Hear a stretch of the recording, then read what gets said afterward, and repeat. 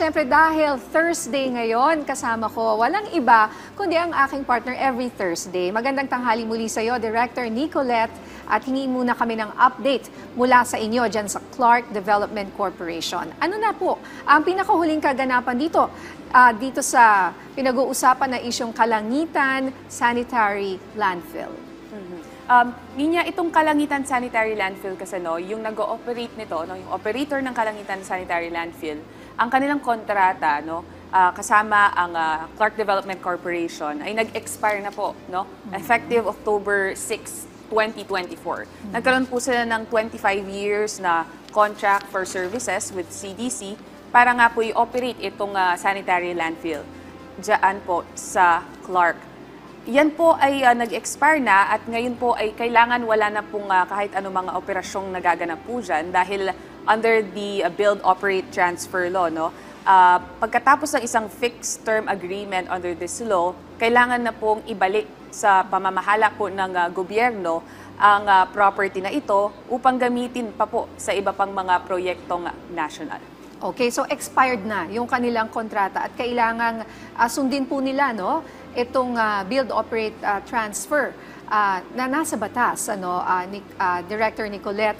So ano po itong balita na meron daw forcible or forced takeover ng facility na isinagawa ang Clark Development Corporation at Basis Conversion Development Authority dito po sa nasabing landfill?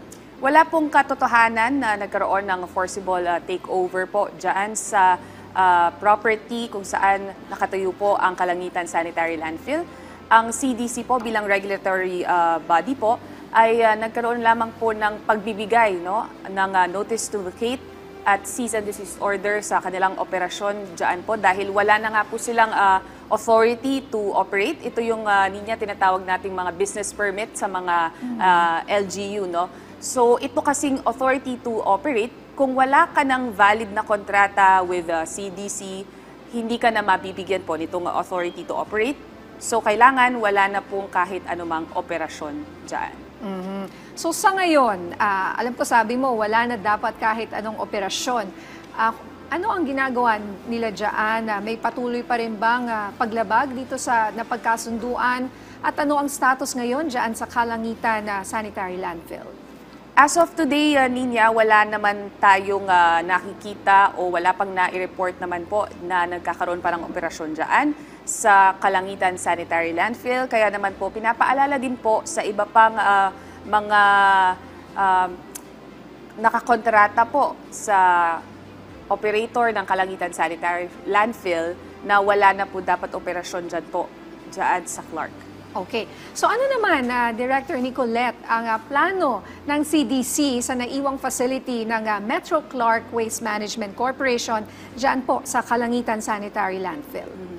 Well, dahil ang registered owner po nitong property kung saan nakatayo ang sanitary landfill ng Kalangitan ay nasa ilalim po ng pangalan ng BCDA o Basis Conversion and Development Authority.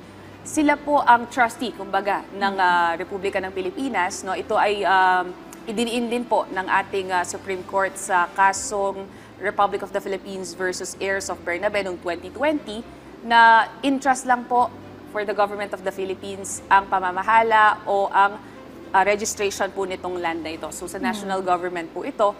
At according sa BCDA, noong April ay sumulat po sila sa CDC na mayroon po silang planong i-develop itong property na ito.